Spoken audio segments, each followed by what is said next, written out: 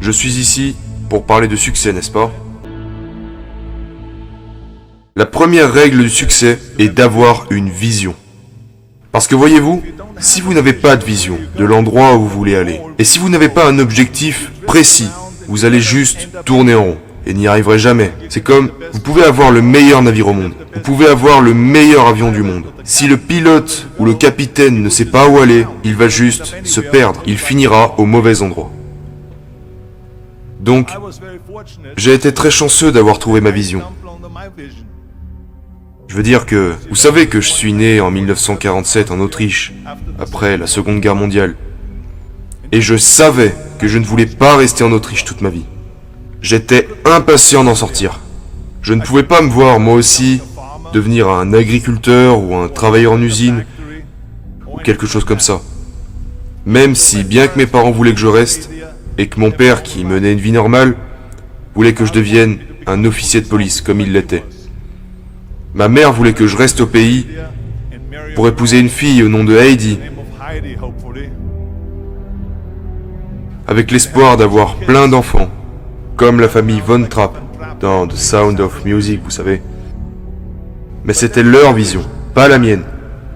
Ma vision était totalement différente. Je sentais que j'étais né pour quelque chose de spécial, pour quelque chose d'unique, pour quelque chose de grand. C'était un sentiment génial. Je sentais que je savais où je voulais aller. Imaginez, la majorité des gens ne savent pas où ils vont. Alors que lorsque vous avez un objectif, tout devient plus facile. Car rappelez-vous qu'en Amérique, par exemple, lorsque vous étudiez, vous verrez le pourcentage de personnes qui aiment leur travail. 74% des gens détestent leur travail en Amérique. Et ce n'est pas très différent quand on sera en Europe. La majorité des gens n'aiment pas ce qu'ils font. Parce qu'ils n'ont jamais eu de but qu'ils auraient pu suivre. Ils vagabondent juste sans but. Et s'il y a une place libre afin qu'ils obtiennent leur travail, ils sautent dessus. Parce que le monde est de la sorte. Mais quand vous grandissez, c'est une joie. Le travail, ce n'est pas amusant. Donc, quand on se dit que seulement un quart des gens aiment vraiment ce qu'ils font dans leur vie, c'est effrayant. Quand vous y pensez, je me suis senti tellement béni de savoir ce que je voulais faire. Ça serait comme un étudiant en médecine qui choisit ses études parce qu'il sait qu'il veut devenir médecin, qu'il sait où il veut aller.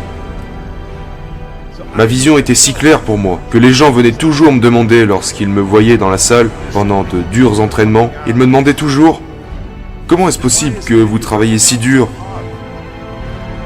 5 heures par jour, 6 heures par jour, en ayant toujours un sourire au visage ?» Les autres bodybuilders travaillent aussi dur que vous, mais eux, ils ont l'air malheureux. Comment c'est possible? Je leur répondais que, pour moi, l'idée de devenir Mister Olympia était si grande que je savais que chaque répétition que je faisais me rapprochait de la réalisation de cet objectif. Cette vision se transformait un peu plus en réalité à chaque série que je faisais, à chaque répétition, chaque poids que je soulevais, me faisait faire un pas de plus vers la réalisation de cet objectif en réalité. Donc je ne pouvais pas attendre de faire un squat de plus à 220 kg, je ne pouvais pas attendre une autre série au développé couché, je ne pouvais pas attendre de faire 2000 abdos supplémentaires, je ne pouvais pas attendre le prochain exercice, la prochaine demi-heure de posing et tout le genre de choses que vous devez faire pour devenir un champion. À l'âge de 20 ans, je suis allé à Londres et j'ai gagné le concours de Mister Universe en tant que plus jeune Mister Universe de tous les temps. Et si c'est arrivé, c'est parce que j'avais un objectif. Alors laissez-moi vous dire quelque chose. En visualisant votre objectif, les choses deviennent amusantes. Vous devez avoir un but. Peu importe ce que vous faites dans la vie, vous devez avoir un but. C'est la règle numéro 1. Avoir une vision. La règle numéro 2 est de ne pas écouter les haineux. N'écoutez pas les défaitistes.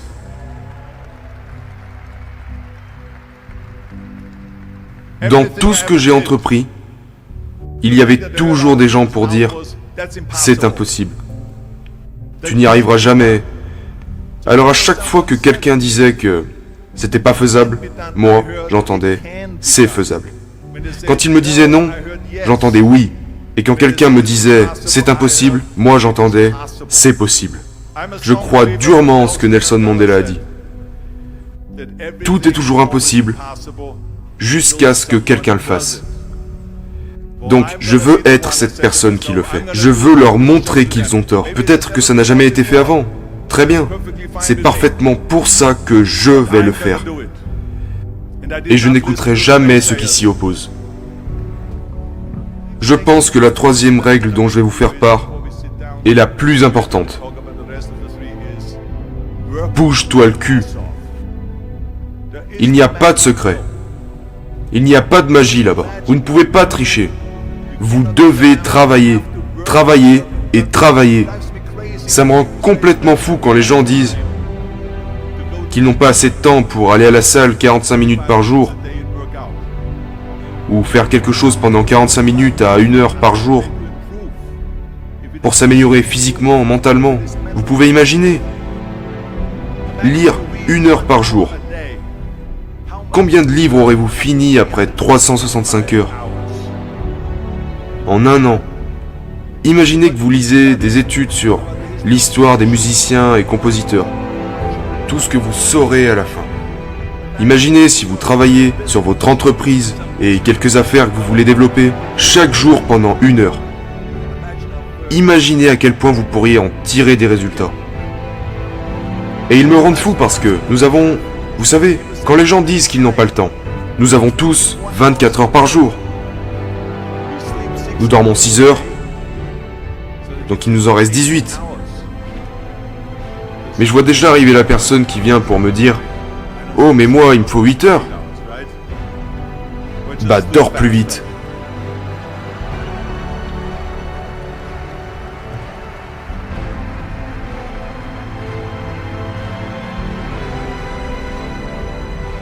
Donc, nous avons 18 heures par jour. La personne moyenne travaille environ 8 à 10 heures.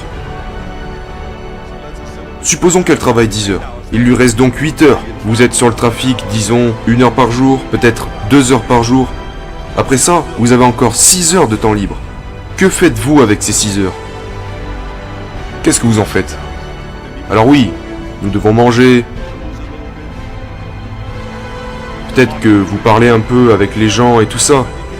Mais est-ce que vous vous rendez compte du temps qu'il vous reste si vous organisez vos journées de sorte à ce que vous travaillez dur?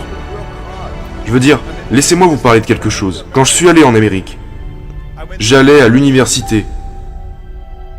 Je m'entraînais 5 heures par jour. Et j'avais un poste dans la maçonnerie. Parce qu'à cette époque, il n'y avait pas beaucoup d'argent dans le bodybuilding. Et je n'avais pas l'argent pour des compléments alimentaires ou quoi que ce soit. C'est pour ça que je devais travailler en tant que maçon. J'allais à l'université, je m'entraînais 5 heures par jour. Et le soir, de 20h à minuit, je prenais des cours de théâtre 4 fois par semaine. Je faisais toutes ces choses. Je ne laissais pas une seule minute se dépenser mal à propos. Je suis devenu très ami avec Mohamed Ali dans les années 70. Mohamed Ali s'est vraiment bougé le cul. Et j'ai pu le voir de mes propres yeux à l'entraînement. À un moment, un coureur sportif était présent lui aussi dans la salle, pendant qu'il s'entraînait. Ali était en train de faire des abdos, quand le coureur s'est approché et lui a demandé « Combien d'abdos faites-vous, monsieur Ali ?» Et Ali a répondu « Je commence à compter que lorsque ça commence à faire mal. » Pensez-y, il commence à compter que lorsqu'il commence à ressentir la douleur. C'est ça, travailler dur. Et donc, vous ne pouvez pas faire autrement que bosser. Et je crois en ce que Ted Turner a dit. Il a dit « Couchez tôt, levez tôt, travaille comme un malade et fais de la pub. »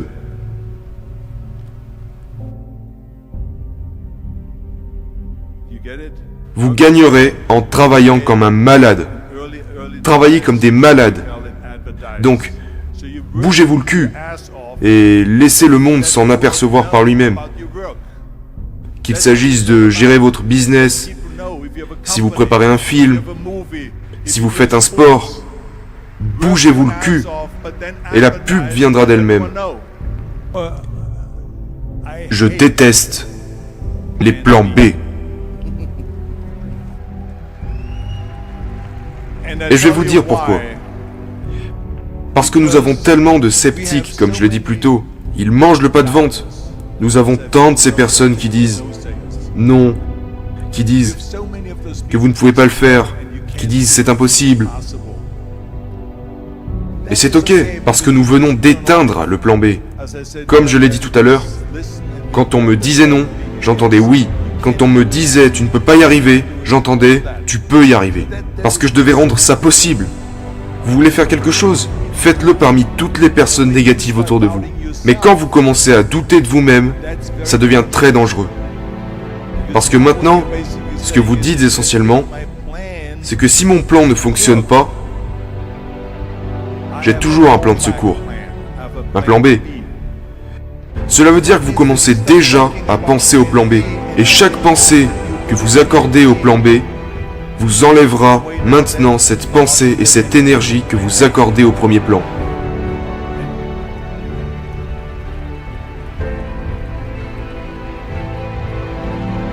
Et il est très important de comprendre que nous fonctionnons mieux s'il n'y a pas d'issue de secours.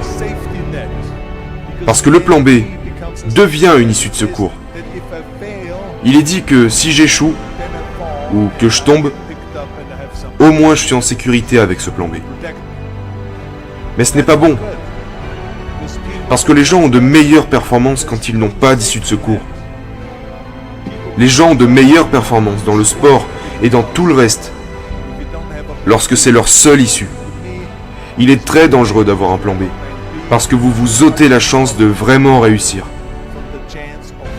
Et la raison, l'une des principales raisons pour laquelle les gens veulent avoir un plan B, est qu'ils ont peur d'échouer, et se disent « Si j'échoue, je n'ai plus ma chance autre part. » Bien, laissez-moi vous dire quelque chose.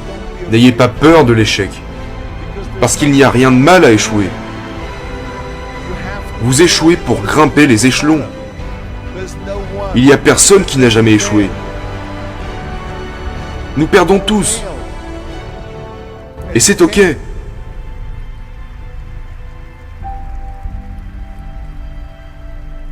Ce qui ne va pas, c'est que lorsque vous échouez, vous restez dans votre échec. Celui qui reste coincé dans son échec est un perdant. Et un gagnant va échouer puis se relever, échouer puis se relever, échouer et toujours se relever. Ça, c'est un gagnant. C'est ça un gagnant. Et nous perdons tous. Nous avons tous déjà perdu. Nous sommes d'accord. Et c'est pour cette raison que je vous dis de ne pas vous inquiéter lors d'un échec. Parce que lorsque vous avez peur de perdre, vous vous bloquez. Vous êtes figé. Vous devez être confiant afin de pouvoir performer dans n'importe quoi. Si c'est dans la boxe, ou dans votre travail, ou avec vos pensées, vous n'y arriverez qu'en étant détendu. Alors détendez-vous. Il est normal d'échouer. Mais nous allons tout faire et donner tout ce que nous avons, et c'est de ça que je parle. N'ayez pas peur d'échouer. L'une de mes 6 règles du succès est que vous ne pouvez pas vous sentir complet en tant que personne que si vous réfléchissez à ce que vous pouvez faire pour votre collègue à côté de vous qui a peut-être besoin d'aide. Je me sentais comme si tout le monde avait une motivation différente. Et c'est pour ça que je suis allé en Amérique. Et j'ai vu comment l'Amérique était.